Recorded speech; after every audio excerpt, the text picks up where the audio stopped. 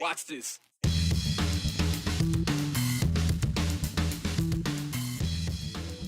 It's been nearly a week since the federal government shut down, and Idahoans are beginning to feel it. Thousands of workers furloughed, food benefits possibly in limbo, and small businesses waiting and waiting on loans. Tonight, we break down how deep the ripple effects could go. The government shut down, but the finger-pointing hasn't stopped. Federal websites blaming Democrats are now facing scrutiny under a decades-old law meant to keep politics out of public service. A peaceful path, a mountain breeze, and a disconnected phone. That's all it takes for some hikers in Boise's foothills to find a little healing. Tonight, we'll show you the wind phone helping people say what's on their hearts. Another day off for many federal workers, maybe most federal workers, and this is not an out-of-office stretch that employees are happy about. Getting close now to 6 full days of the federal government shutdown. Republicans and Democrats assigning blame, and there are cases to be made from each perspective. But regardless of who is to blame, Americans are impacted in this political battle. As we approach a full week of shutdown, there are concerns about the long-term impacts of a government shutdown, and the shutdown is already the 4th longest in American history. 2018 into 19 has the record for now at 35 days, and that cost the government $5 billion. Idahoans will feel the impact more and more the longer this goes on. People are the primary focus, but as a state, Idaho, they're going to see some negatives too. A new report from the Council of Economic Advisors finds what they describe as significant economic consequences.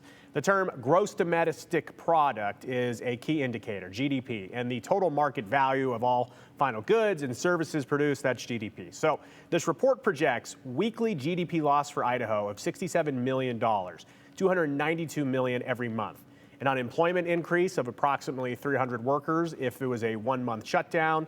And the federal workforce impacts for Idaho, about 14,000 federal workers, 1.6% of the state's workforce. They are currently facing furloughs or possible layoffs, work without pay, either way for now. SNAP food assistance programs, it continues for roughly 30 days before an expected disruption. And if that happens, Idaho has 134,000 total enrollees, including 52,000 children. They could see delayed or interrupted benefits after 30 days. And that's really an issue if the government shutdown were to reach into November, something to keep on the back burner for now.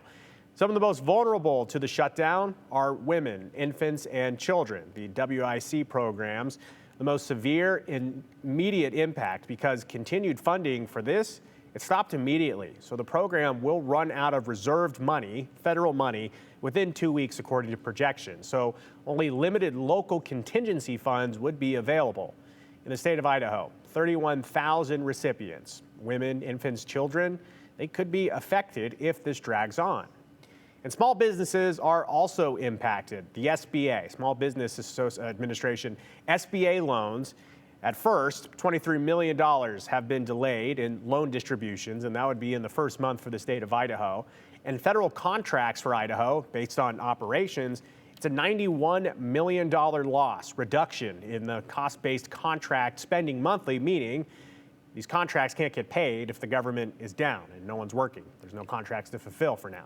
Consumer spending, by the way, also down. The report projects $150 million each month. That would be a decline from lost federal employee wages. So the bottom line with all the math for you, combining direct federal spending cuts and reduced consumer spending and unpaid workers, the state of Idaho would face approximately $244 million in monthly economic losses, $244 million each month. So you can break that down week by week.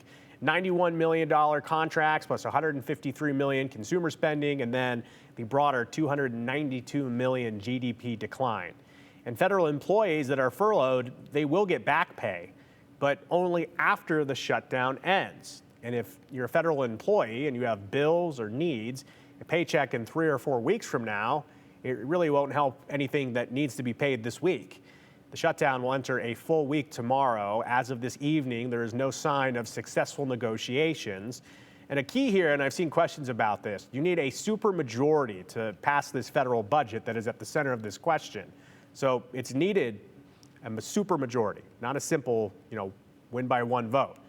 Will a deal get made? Keep our eyes on D.C. Sticking with the shutdown, last week we talked to a professor at Boise State who explained that messages that are still on some government websites that blame Democrats for the government shutdown, those could be a violation of the Hatch Act. The ones that say something along the lines of the radical left Democrats have shut down your government.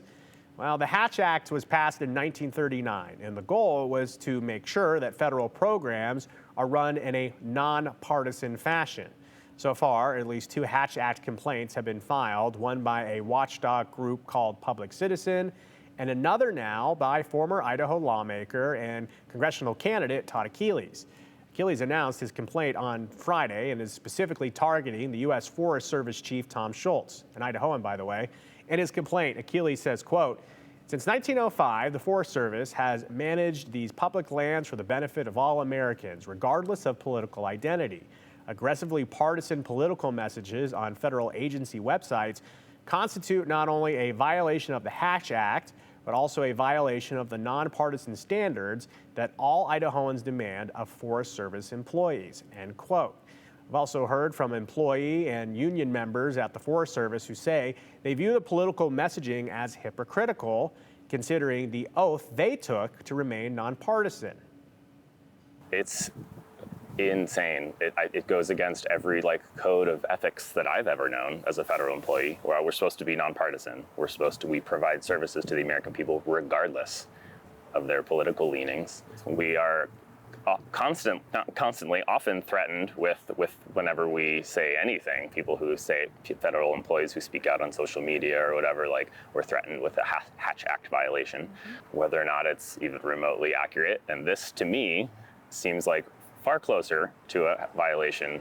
And even if not a lawyer, but even if it's not formally a violation, it surely is against the spirit of the Code of Federal Ethics. Yeah, I almost laughed when I first saw it. It's just too crazy. That's not how the American government is supposed to work.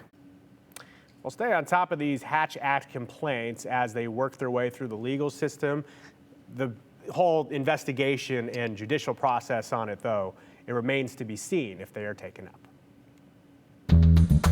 Well, you don't have to look hard to see that Idahoans, they have a unique love for their license plates. On top of the standard red, white, and blue plates with what you're familiar with, the Idaho Transportation Department, they offer several unique specialty plate designs, and Idahoans have the option to show off everything from their outdoorsy side to their old college stomping grounds.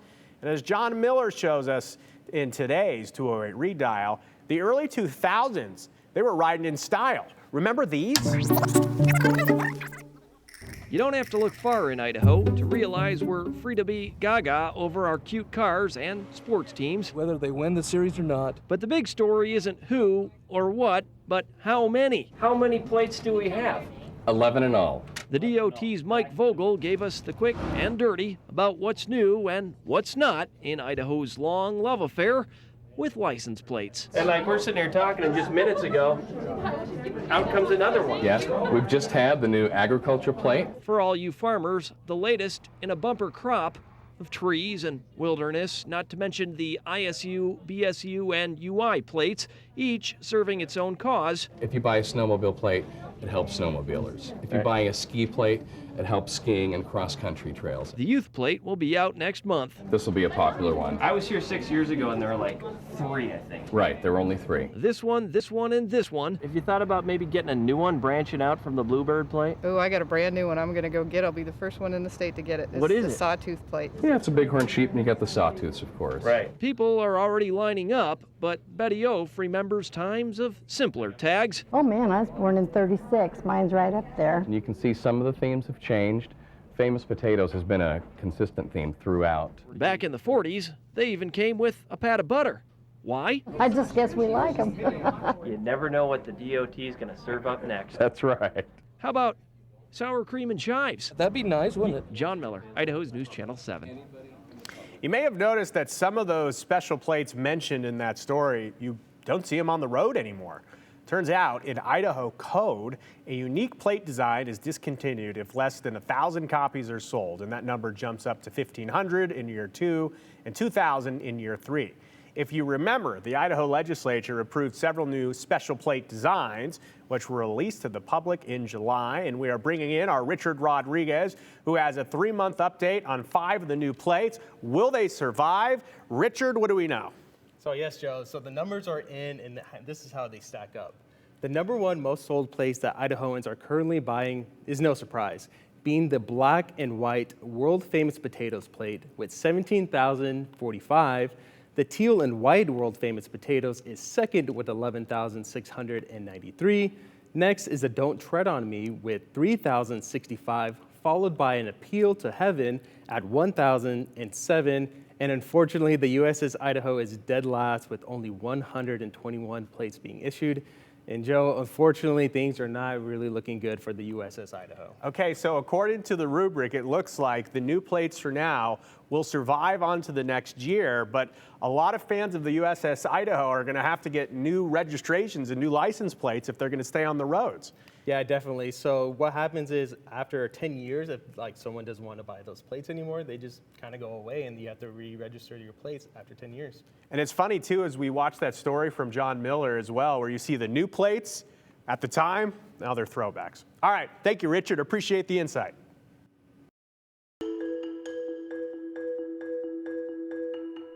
High above Boise's foothills, there's a quiet path where wind is often the only sound. Now, just steps from the Veterans Trail, a small shed is helping strangers send messages to loved ones they've lost in a way that's as moving as it is unique. Here's your chance to chime in on our show. Did you see something interesting in our show, or maybe interesting that should be in our show? Tell us about it. Send us a message, 208-321-5614. Please be sure to include your name so we can give you credit, and hashtag the 208 so we know it's for us. Clear, concise, and clever is a formula to see your comments live at the end of the show.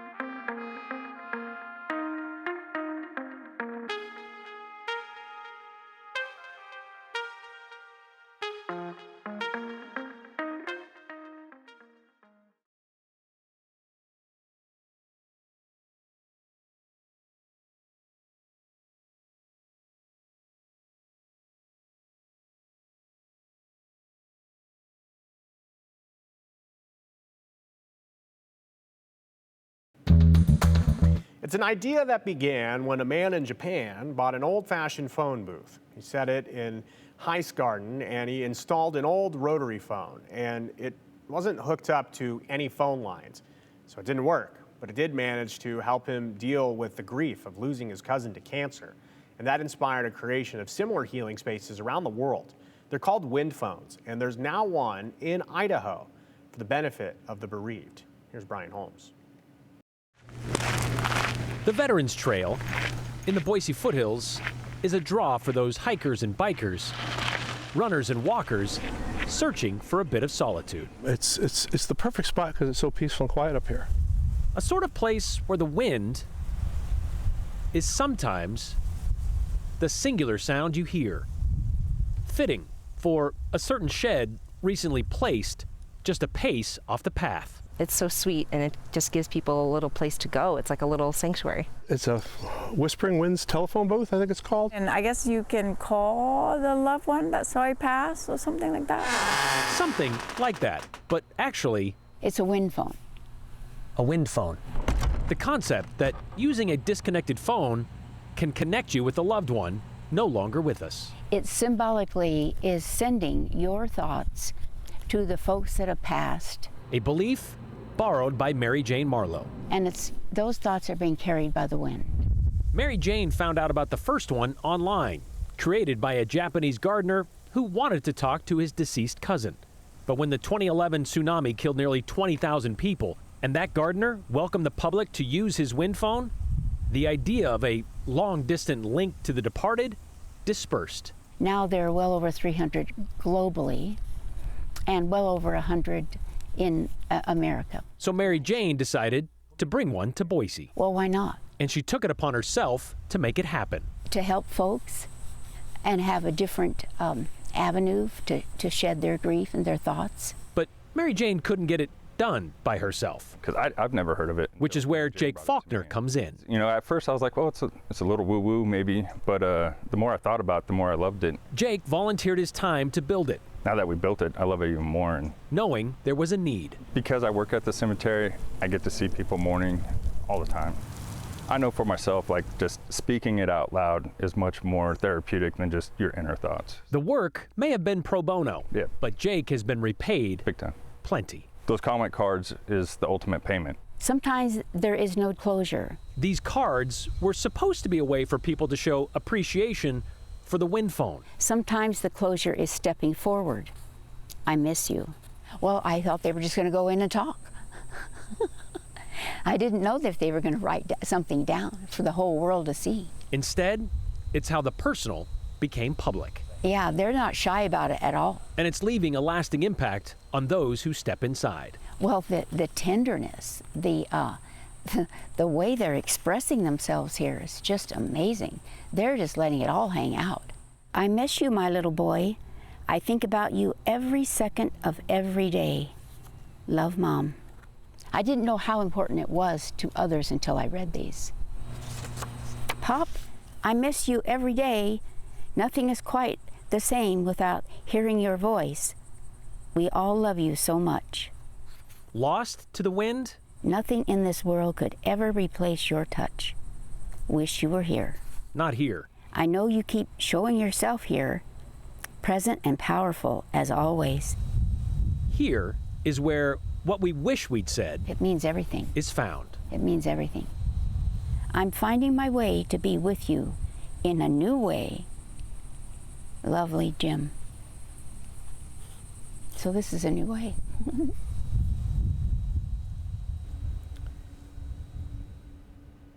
Mary Jane and Jake do collect those comment cards so they don't get lost. They are still considering what they might do with them. This is the fourth wind phone in Idaho, from Coeur d'Alene to New Plymouth to Nampa, and now the Boise foothills.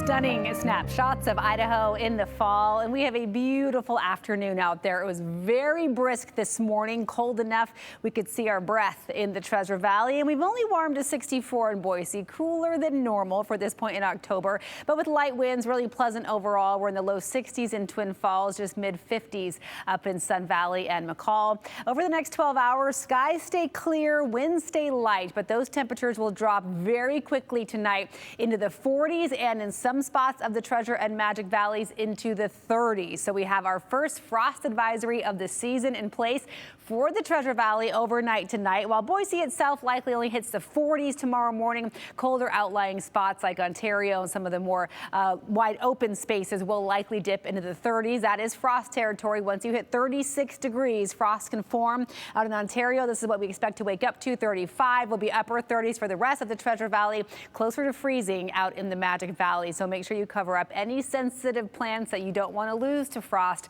especially those tomatoes. If you want to try to keep them around a few weeks longer, cover them up before you go to bed tonight. But after that cold start, look at our gorgeous day. Temperatures tomorrow will climb by about 5 degrees. We'll land in the low to mid 70s across the Treasure Valley. High pressure stays in control through the work week, and then we have some big changes for the weekend. All of that reflected here in our 7-day forecast. Yes, it'll be cool and breezy and potentially wet over the weekend, but before that, we'll hit the upper 70s starting on Wednesday in Boise.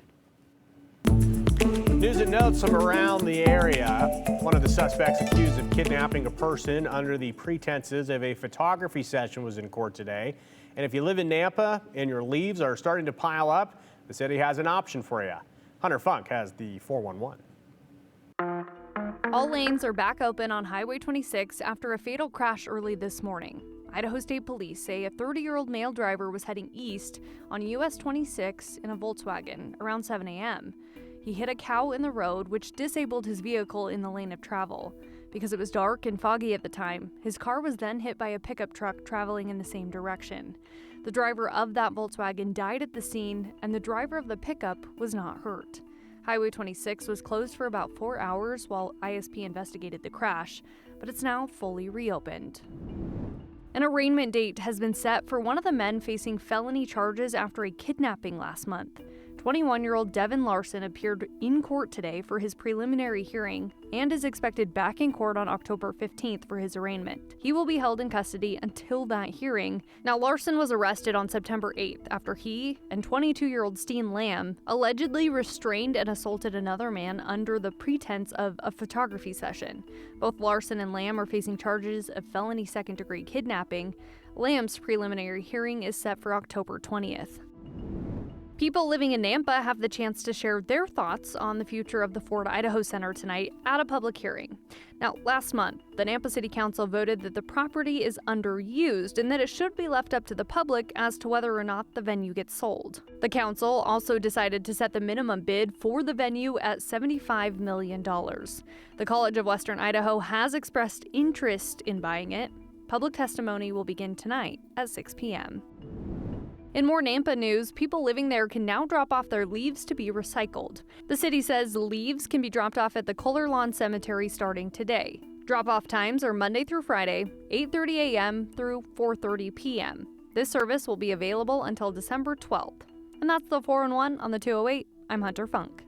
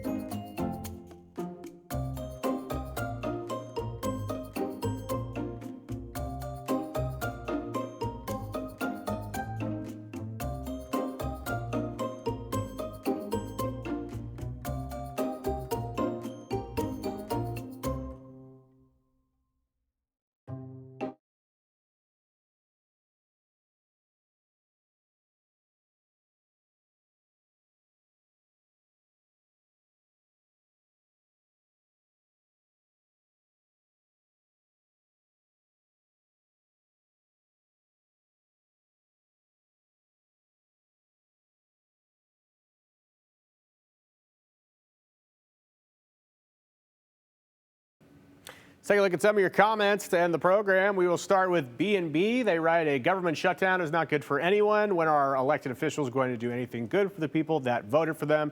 As far as I am concerned, they have failed us.